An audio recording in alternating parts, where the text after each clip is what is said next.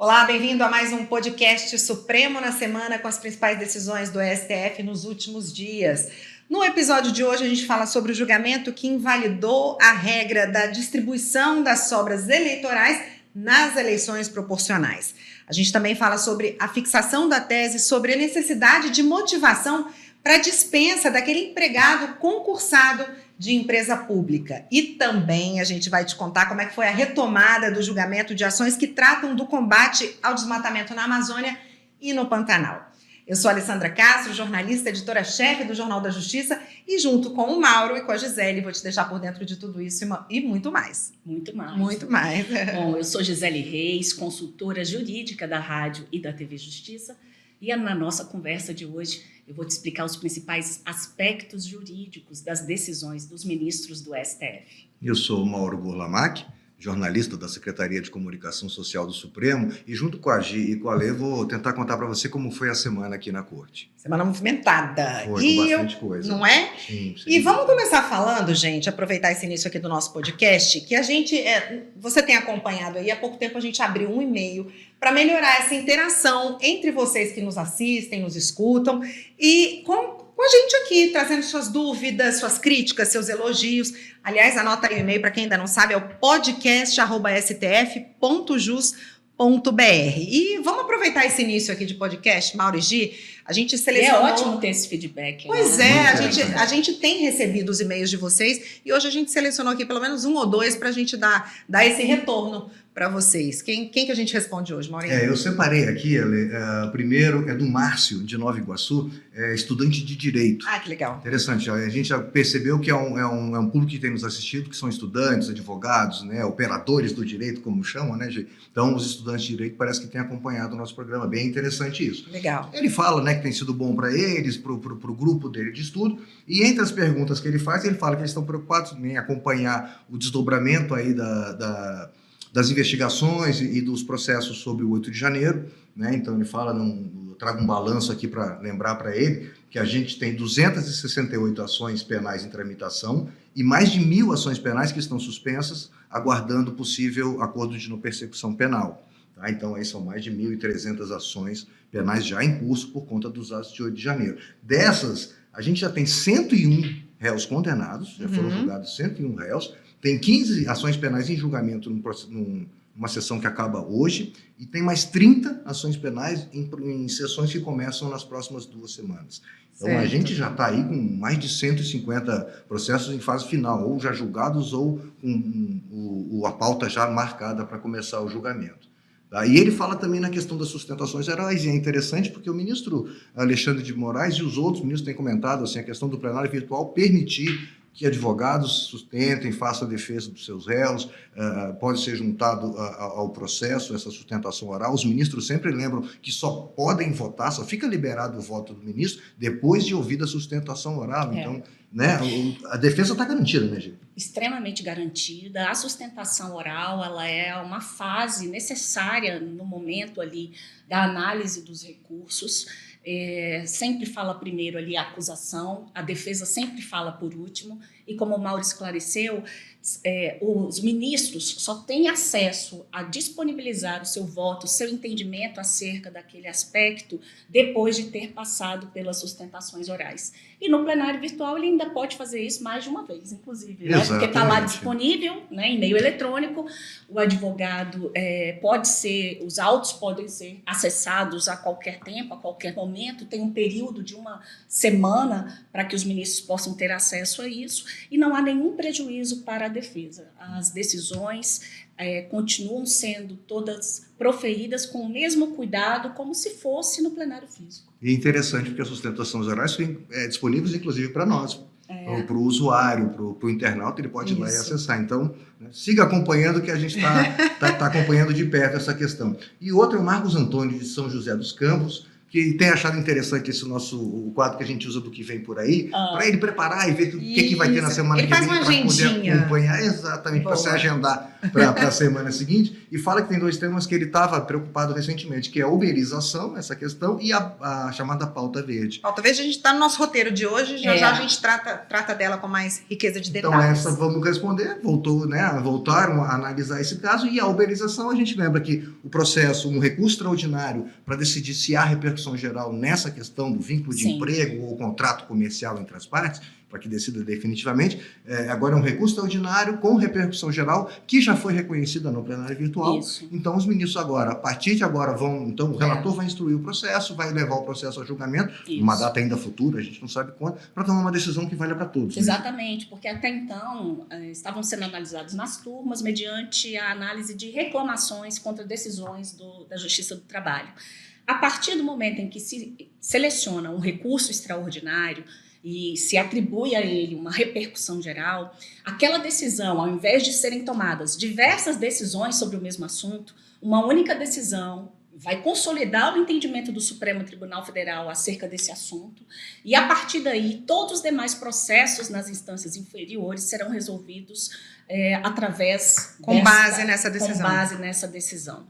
E a repercussão geral é exatamente para poder, no momento em que os ministros analisarem, além de julgar o caso concreto que começou lá na data do trabalho específica de uma determinada cidade, então, além da resolução do caso concreto, eles vão estabelecer uma tese, que é ali um resumo daquilo que foi decidido pelos ministros, e é essa tese que vai direcionar o julgamento nas demais instâncias. Tem que ser seguido por todo mundo. É isso. De forma obrigatória. Passa a ser seguido por todo mundo. Então é isso. Interessante, os e-mails estão chegando, a gente agora vai passar a responder os e-mails, é bem legal para a gente ter essa conversa. Muito bom receber esses e-mails. É verdade. Continuem mandando.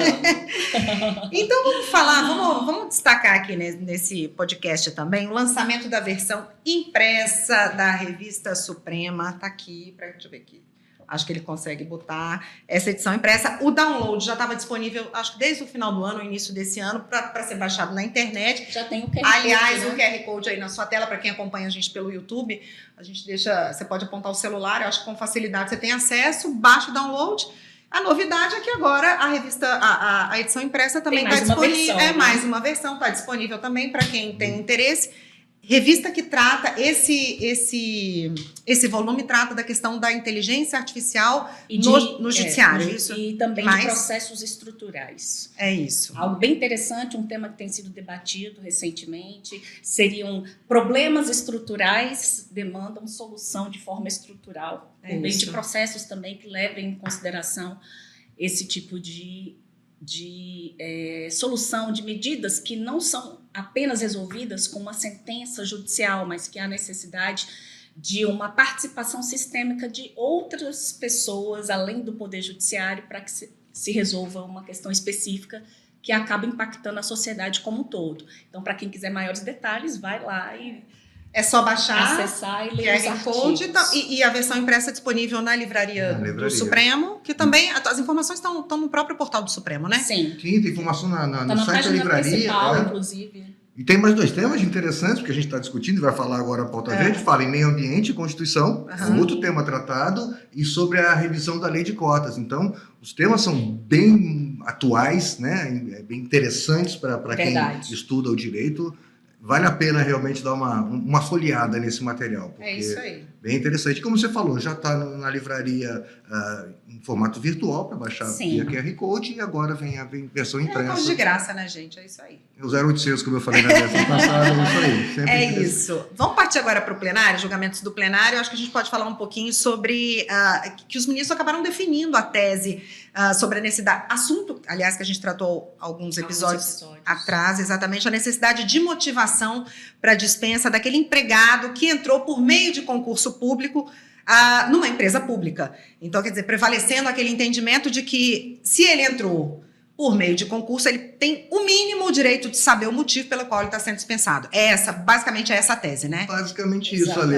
O caso concreto exatamente veio de um grupo de empregados do Banco do Brasil, concursados, estavam lá trabalhando, né, nas suas atividades e dizem nos autos que, de repente, pronto, Todos mandados embora, sem saber porquê, sem uma explicação qualquer. E aí, enfim, foram para a justiça discutir isso e o caso chegou aqui ao Supremo. Sim. E aí, um entendimento que já tinha sido definido na sessão anterior, né, que fez concurso para entrar, para sair pelo menos uma motivação na saída sem justa causa, né? A gente vai explicar por isso. Quer dizer, justa causa, já existem as motivações que estão na lei lá. Cometer algum tipo de infração, alguma coisa. Agora, para o empregador mandar embora sem justa causa, tem que dar uma explicação. A explicação deve acontecer em qualquer tipo de dispensa, seja ela na justa causa, que já é natural do próprio procedimento de dispensa, que você tem que justificar o motivo, né, dentre aquelas hipóteses previstas na legislação trabalhista, isso aí já está dentro do próprio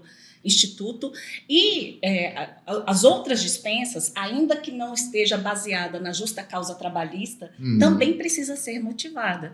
Exatamente por quê? Porque empresas públicas e sociedades de economia mista, né, as chamadas empresas estatais, elas também têm um interesse público, são regidas ali, tem um regime híbrido, ou seja, aquele empregado ele está submetido à CLT, a regras trabalhistas, mas há também aí a admissão desse empregado por concurso público, que é algo característico do serviço público, daquele servidor, né, estatutário. Então, você tem uma mistura aí de sistemas, do público e do privado.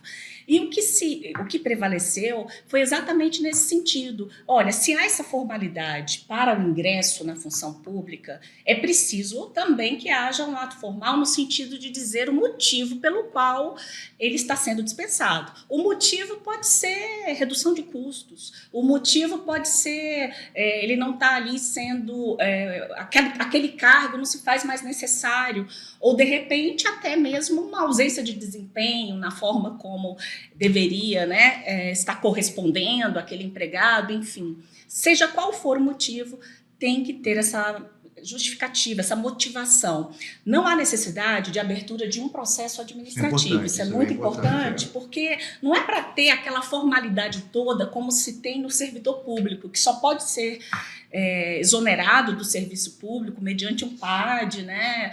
E tem que ter também um justo motivo específico, ou seja, não é a administração falou, é um processo mais delicado, né? Um processo mais delicado. Isso. E nesse caso foi isso. Então, independentemente da empresa pública atuar, né, no âmbito ali da prestação de serviços, ou até mesmo no regime de concorrência, exato, né? Isso é importante, é um dos temas importantes. Porque a grande discussão era exatamente essa, assim, como ela tem todo o regramento de direito privado, então a dispensa poderia ser feita sem qualquer tipo de justificativa, era o que se argumentava. Como nas empresas privadas. Como nas empresas privadas, né? Exatamente. Mas o que prevaleceu foi exatamente nesse sentido. Olha, é uma empresa diferenciada, são empresas estatais, tem essa mistura de regimes e essa formalidade para ingresso, então é preciso também que haja aí uma certa motivação, a motivação no ato da dispensa. Um critério maior, né, gente? Exatamente. É isso. Eu queria ler a tese para a gente... vamos lá, para a gente amarrar. Amarrar isso. A tese ficou da seguinte forma: as empresas públicas e as sociedades de economia mista, sejam elas prestadoras de serviço público ou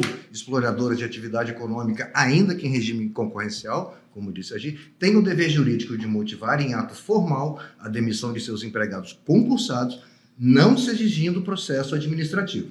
Tal motivação deve consistir em fundamento razoável, não se exigindo, porém, que se enquadre nas hipóteses da justa causa da legislação trabalhista. Claríssimo.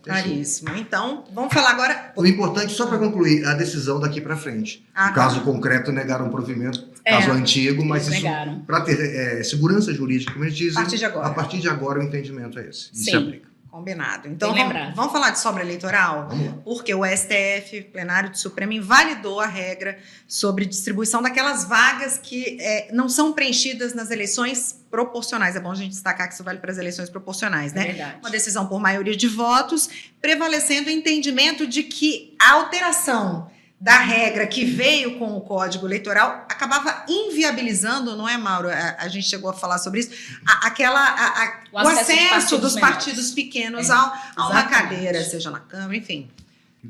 Isso, né? Isso, olha, essa alteração veio em 2021 na lei e foi usado já na lei na eleição seguinte, 2022, respeitando a anualidade eleitoral, que está na Constituição, artigo 16, que diz que a lei eleitoral, a lei que mude o processo eleitoral, né, só pode valer depois de 1 ano de entrar em vigor.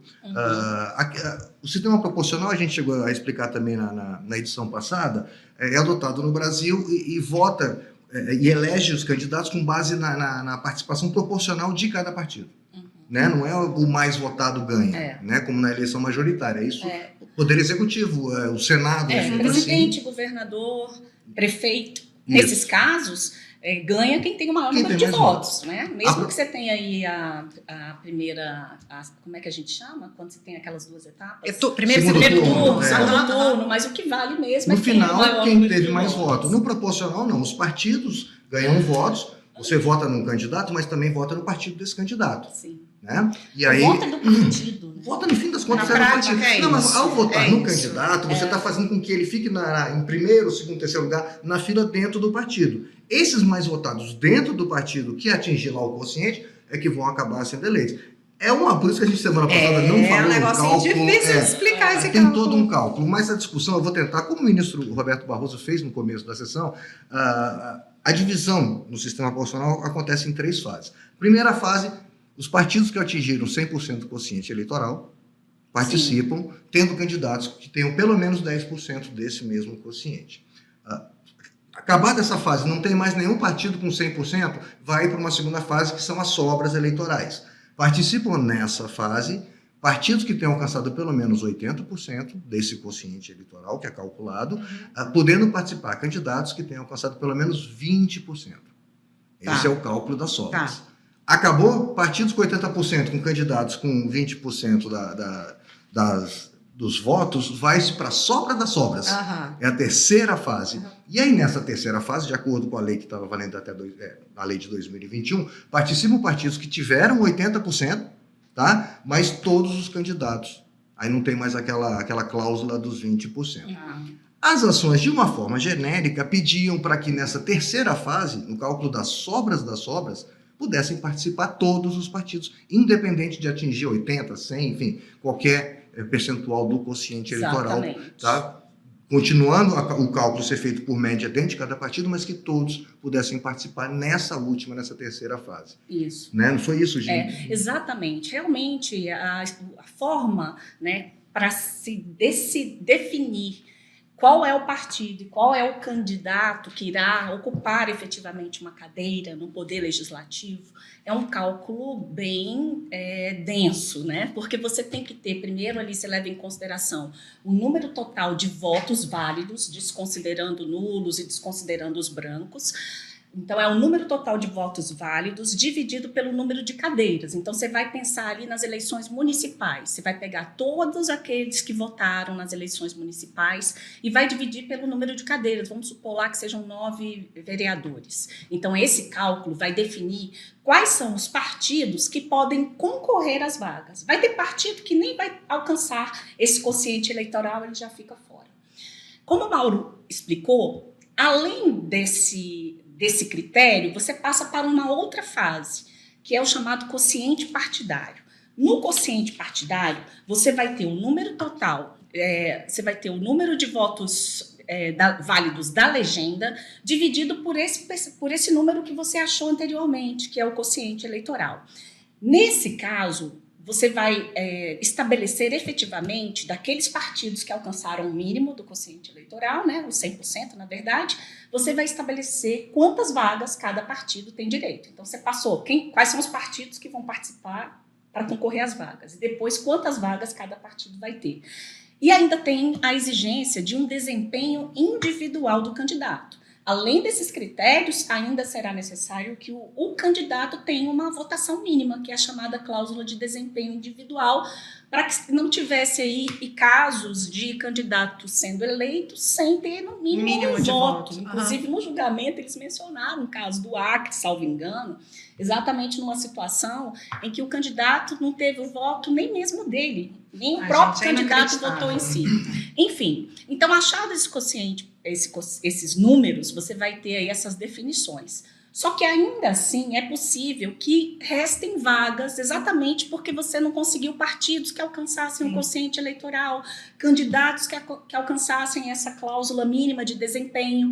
E aí nós temos as sobras eleitorais. Você tem votos sobrando e você tem vagas sobrando. Então, o que você vai fazer com isso? Você tem que estabelecer um critério para que isso seja ocupado.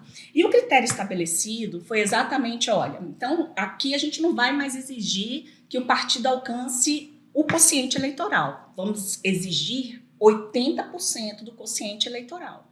Só que aí o candidato vai ter que ter 20% dos votos do quociente eleitoral. Então, houve uma mudança, um ajuste, para permitir que outros partidos pudessem alcançar, porque senão você ia ter cadeira vaga e não ia ter ninguém para poder assumir essas cadeiras, né? Então tem esses critérios e as cadeiras precisam ser preenchidas. E aí depois dessa fase, ainda é possível que sobrem vagas. Maurinho falou sobre a sobra das sobras. E a grande discussão estava exatamente nesta última fase. Não significa dizer, com o julgamento do STF, que os 80% e os 20% nessa fase que a gente acabou de mencionar está afastado. Não, permanece. Na segunda fase permanece. Na segunda fase permanece. Só que na sobra das sobras, que era exigido também esse 80% do quociente eleitoral, isso o Supremo afastou. Por quê? Porque senão você iria acabar dificultando, só os partidos com mais número de votos é que conseguiriam alcançar essas cadeiras. Porque quando você vota no candidato, a gente mencionou que esse voto vai para o partido, né? O voto, na verdade, que se considera ali da legenda... Contabiliza primeiro para o partido, para ele alcançar esses quocientes, e depois, então... Né? O mandato, né? Assim, o candidato tem que ter afiliação partidária, então tudo gira em torno do partido. E a ideia do sistema proporcional é exatamente assim, ter condições também de que a sociedade seja representada por partidos mais representativos, sem dúvida, e por candidatos que acabaram tendo maior expressividade. E aí você, com essa regra que foi introduzida em 2021, qual foi o problema? Você tinha ali situações de candidatos muito votados, que o partido não tinha alcançado o quociente eleitoral, ou seja, o partido pequeno não conseguiu ali o número de votos, o candidato teve uma votação super expressiva, e aí quem acabava assumindo era um candidato de um partido maior, porque ele ganhou muitos votos de vários candidatos. O partido conseguiu alcançar o quociente eleitoral, exatamente, ainda que aquele candidato que acabou assumindo a vaga tenha recebido um número de votos inferiores. Eles citaram, os ministros citam durante o julgamento casos em que o candidato que acabou sendo eleito tinha 20 mil votos e o que ficou de fora tinha 50 mil. Exatamente. Quer dizer, a soberania popular, e aí vem o argumento dos ministros ao afastarem isso, essa coisa que isso desrespeita, primeiro, a soberania do voto popular, claro. E o que a gente vinha conduzindo, que é essa questão da participação dos partidos menores. Exatamente. Porque você, da forma como tal, você praticamente impede o surgimento. No Brasil, a gente tem 29 partidos políticos aí no TSE, eu estava vendo nas redes dele, tem mais de 20 aí querendo informação, pelo menos. Existe, de fato, assim, dentro do direito eleitoral, discute-se muito esses partidos pequenos, criados, às vezes, com a intenção de fundo eleitoral, e que acabam não representando a sociedade ou parcela da sociedade. Então, a legislação eleitoral ela é nesse sentido de você filtrar bem para que não haja criação de partidos que realmente não tenham... Partidos de aluguel, eles costumam falar no popular, exatamente, né? Maurinho, exatamente. Então é isso. Aí o Supremo, o que ele fez? Ele derrubou aquela cláusula de desempenho dupla, 80% partido, 20% candidato, na última fase da distribuição das cadeiras. Isso permite que nessa fase final, né, já passou por todas aquelas outras, todos os partidos que podem concorrer. E aquele que for mais votado, dentro dos partidos, aquele que for mais votado é que vai efetivamente assumir a vaga. Uma outra corrente, o resultado por maioria, é claro, uma outra corrente entendeu que não, que essa é uma opção legítima do legislador, né, escolher essa forma de distribuição das cadeiras e que não teria havido desrespeito à Constituição, mas ficou vencido nesse ponto. Tá. Tinha um outro artigo, né, o artigo 111, que aí até a maioria foi um pouco maior, porque você tem a redação dele aí? Ele dizia que não havendo partidos que alcançaram 100% do quociente eleitoral, serão eleitos os candidatos mais votados. Isso a gente começou explicando aqui. Isso é eleição majoritária. Isso você acabou com o sistema proporcional. Se você disser, olha, são eleitos os mais votados. É como se você rasgasse o sistema proporcional e lá no final vale o majoritário. E o sistema proporcional está na Constituição. Você não pode, por uma lei, tirar. Teria que ser uma emenda à Constituição, uma coisa assim. Então, agora, não pode concluir. Esse aqui, também por maioria, com mais o voto do ministro André Mendonça, que tinha divergido no anterior, mas ele também afasta esse artigo. Então, não tem esse dispositivo mais votado está eleito. Eles invalidaram também um dispositivo na resolução do TSE, salvo engano, foi o artigo 13 da resolução do TSE, que é de 2022, e um ponto muito importante nesse julgamento, porque havia ali 7 deputados, 7 parlamentares, que estavam ali, a depender da decisão do Supremo e do entendimento, poderia haver uma mudança na Câmara. E o Supremo Tribunal Federal prevaleceu o entendimento de segurança jurídica, de que na época em que eles assumiram e foram diplomados pelo Tribunal Superior Eleitoral, a regra que estava valendo era essa regra, não havia declaração de inconstitucionalidade, então prevaleceu o voto do ministro Ricardo Lewandowski, no sentido de que essa decisão do Supremo só vale para o próximo pleito, que é agora em 2024, nas eleições municipais. Ou seja, as cadeiras já preenchidas no pleito de 2022 permanecem... Não afeta o resultado das eleições de 2022. Não afeta o que está para trás, e a partir de 2024, esse novo entendimento do Supremo, então, é que vale. As sobras das sobras serão divididas entre todos os partidos. Exatamente. Perfeito. Agora vamos falar da retomada do julgamento das ações da chamada pauta verde, inclusive atendendo aí ao nosso ouvinte, sobre desmatamento, na verdade, e queimadas na Amazônia e no Pantanal. São 5 ações. 5 ações que estão sendo julgadas em conjunto, 2 da relatoria da ministra Carmen Lúcia e 3 da relatoria do ministro André Mendonça. Que, inclusive, votaram, em 2 ações das quais eles são relatores, certo? Isso. A ministra Carmen Lúcia, na verdade, já tinha apresentado seu voto. O julgamento foi, então, na época, suspenso por um pedido de vista do ministro André, que é relator das outras ações, então ele trouxe tudo junto, o voto dele nos casos relatados pela ministra Carmen Lúcia e no caso dele. No geral, as ações pedem que se reconheça um estado inconstitucional de coisas na preservação ao meio ambiente, principalmente no bioma da Amazônia. Sim, e no Pantanal também, na questão de queimadas, questão de desmatamento. E aí pedir a elaboração de um plano para preservação desses 2 biomas.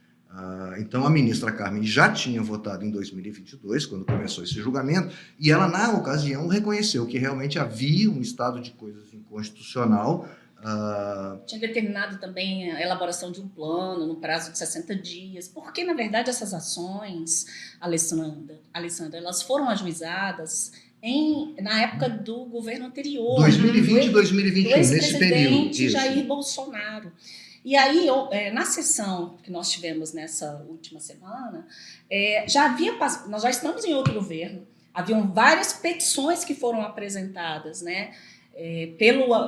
pelos órgãos e institutos do atual governo, vinculados ao atual governo, informando providências que foram tomadas. Quer dizer, o cenário já não é exatamente igual ao da época em que essas ações foram apresentadas aqui, Por isso que o julgamento recomeçou, em vez de ir para o voto do ministro André, a ministra Carmen Lúcia pediu a palavra como relatora para... fazer um ajuste. Atualizar, não vou nem dizer atualizar o voto dela. E aí ela fala, como a gente estava comentando, houve essa mudança, então o que ela considerou que havia um estado inconstitucional de coisas, ela entende que agora estamos num momento de reconstitucionalização. A expressão que ela usa é bem curiosa, na verdade, No exercício da proteção ao meio ambiente. Isso, voltou-se a se preocupar com o meio ambiente. Mas, claro, ainda há muito que se fazer. Ela não chegou a afastar o estado inconstitucional de coisas em relação ao meio ambiente.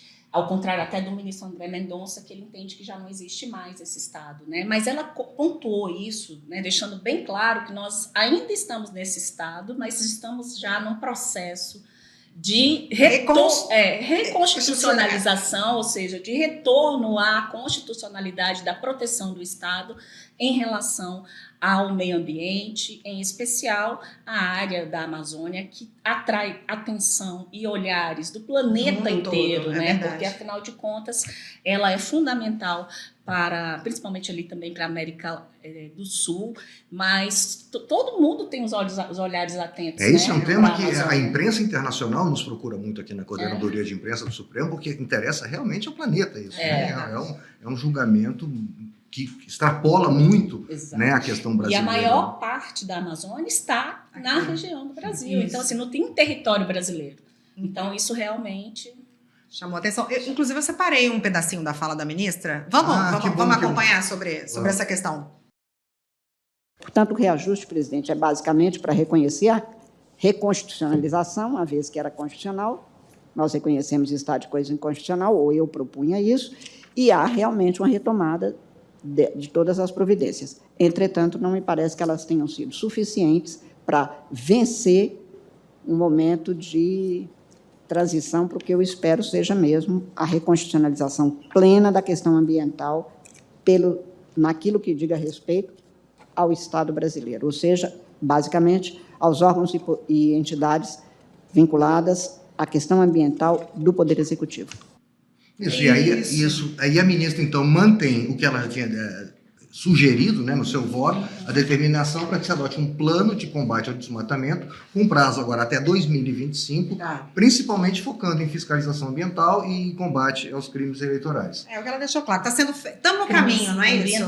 Né? Estamos no caminho, isso. E aí o ministro André, então, acompanha, entende da mesma forma que, enfim, já está se fazendo algo, mas ainda tem muito para se fazer. E nas questões ligadas aos processos que estão na relatoria dele, que tratam de queimadas no Pantanal e na Amazônia, ele fala que o problema do desmatamento, da grilagem de terra, garimpo ilegal e o crime organizado na região estão muito ligados à regularização fundiária. Ele acha que qualquer política que não tenha por base essa regularização não vai ter sucesso. Então, ele também dá um prazo de 90 dias para que a União apresente um plano específico de combate a incêndios no Pantanal e na Amazônia, e também para que elabore um complemento àquele plano de ação de combate com propostas concretas a serem implementadas em até 18 meses. Então, os dois ministros que já votaram, mais ou menos no mesmo sentido, propondo que a União atue mais rapidamente. Né, eu achei interessante porque o que os ministros, né, no geral, colocaram é que esse tipo de proteção deve independer do plano de governo no sentido de se é direita, esquerda, centro-direita, porque isso é uma meta constitucional, uma proteção do Estado democrático de direito. É um direito fundamental, previsto na Constituição Federal. Totalmente. Todos têm direito ao meio ambiente, tem esse olhar internacional também acerca da Amazônia, e é preciso que o Estado tenha isso como meta de Estado e não meta de governo. Perfeito, entendeu? Perfeito. E não meta de governo. Então, a ideia é realmente que tenham relatórios, que haja plano de ação, que o CNJ acompanhe esses planos de ações que forem implementados. Realmente houve uma extensão do prazo, ela tinha dado um prazo menor, agora ela estendeu esse prazo para 2025.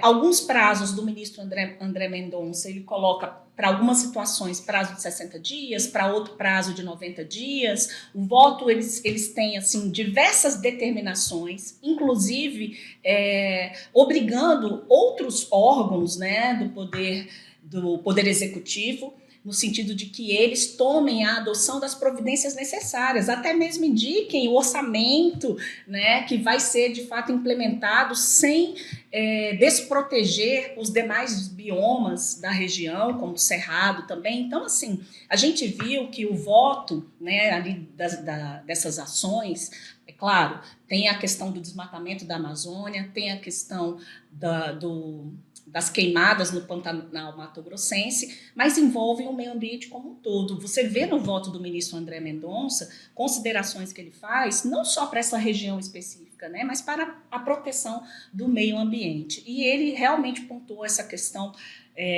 muito bem lembrada em relação à regularização fundiária. Preciso que se tenha cadastro para saber quais são as áreas que efetivamente estão na mão do agronegócio? Quais são as áreas em que se concedeu autorização para o desmatamento? De que forma racional deve ser utilizados os recursos naturais dessa região? Então, são muitas questões que estão sendo envolvidas nessas ações, e o argumento inicial era de que o governo estava sendo omisso, inoperante em relação à atuação para acabar com esse desmatamento, para poder, inclusive, punir pessoas que efetivamente tenham participado desse tipo de ação. Porque, com esse ponto de olhar, a Amazônia também é foco de uma macrocriminalidade. Sim, o ministro André também Você tem grilagem de bastante, terras, você tem aí retirada da comunidade indígena, você tem o desmatamento, você tem diversas questões, o tráfico de drogas, que acabam... garimpo legal, extração ilegal de madeiras, enfim. Que não faltaria problema, eu diria. Então, eles pedem a adoção realmente de medidas, entendem que está vendo que houve uma melhora, mas que ainda tem muito que se fazer. O ministro André tem sido muita questão de até de dados. Assim, existem poucos dados confiáveis, sérios, para você saber como é isso agora, de regularização, de tudo. Então... E a previsão para finalização desse julgamento? Finalização eu não vou te falar, porque o voto do ministro André foi bem longo, né? E só para lembrar também, nas duas ações da ministra Carmen Lúcia, havia o pedido de vista do ministro André Mendonça, então a gente tem o voto da Carmen Lúcia e o voto do ministro André Mendonça. Nas ações do ministro André Mendonça, ele votou e depois os demais ministros vão começar a proferir os seus votos, né? E aí eu acredito que todos os ministros vão votar em relação a esse conjunto de ações que acabam aí se interligando por uma questão de região e de meio ambiente e de interesses em comum. Então, respondendo ao que você comentou, o final não sabemos, mas o retorno, o ministro Luiz Roberto Barroso prevê para o dia 13 de março, e aí votando o ministro Flávio Dino, o primeiro a votar agora. Sim. Então, 13 de março, sem ser a próxima semana, a outra. Então, a gente trata disso na outra semana. Nesse episódio aqui, que a gente já está finalizando, chegou a hora que o nosso outro querido ouvinte fala que é importante para ele. É importante sim, que é o famoso que vem por aí a nossa agenda. E eu começo essa agenda, já que o assunto a gente está falando aqui de meio ambiente, vou nessa toada aí, inclusive também falando do ministro André Mendonça, que ele marcou para a semana que vem, próxima terça-feira, dia 5, uma nova audiência de conciliação sobre aquela questão da pesca profissional em Mato Grosso. Isso porque o governo do estado apresentou propostas de alteração na legislação numa audiência que ocorreu, acho que no fim de janeiro. E o ministro considerou que as partes tiveram tempo suficiente para analisar essas propostas e agora ele marcou essa nova audiência para a próxima terça-feira para que se realmente haja uma tentativa de acordo, de consenso sobre essa questão. Essa é a minha contribuição para essa agenda da semana que vem. Agora vamos falar de pauta. Quarta-feira, então, né, já divulgado, volta o tema da descriminalização das drogas, sim, ou da maconha, como tem se encaminhado o julgamento, né? Sim. Já há votos aí, 5 votos, tratando sempre da questão da maconha, excluindo outros tipos de drogas, né? Então, tema bastante esperado também, nos procurou muito sempre para acompanhar, para saber como volta. A continuidade do julgamento, né, já deu bastante discussão entre os ministros, posicionamentos divergentes, números aí foram apresentados pelo ministro Alexandre de Moraes, enfim, utilizando inclusive um setor do Supremo Tribunal Federal que fica responsável para dar esse suporte para os ministros em relação a dados estatísticos e econômicos em relação a questões que são demandadas, né? Então, é um processo realmente bastante aguardado. Isso para quarta-feira. Isso para quarta-feira. A discussão é muito interessante porque a norma diz que é crime punível com penas alternativas portar droga para consumo pessoal. E num outro artigo diz que o tráfico é crime, punível com penas de 5 a 15 anos. Só que a lei não fala qual é a diferença entre o porte e o tráfico. Né? Então, o que os ministros estão tentando dizer, estão tentando chegar à conclusão assim, olha, porte deve se descriminalizar, não se deve considerar. Agora, o que é porte? Qual é a quantidade? Como é que você diferencia? Né? Então, outro ponto essa importante discussão... é que houve um processo ao longo da história contra a criminalidade nesse aspecto envolvendo drogas, que se tinha antes, o usuário era punido com pena de prisão. Agora, ele não tem mais, são medidas alternativas, uma advertência, prestação de serviço à comunidade, obrigatoriedade de fazer algum tipo aí de reabilitação.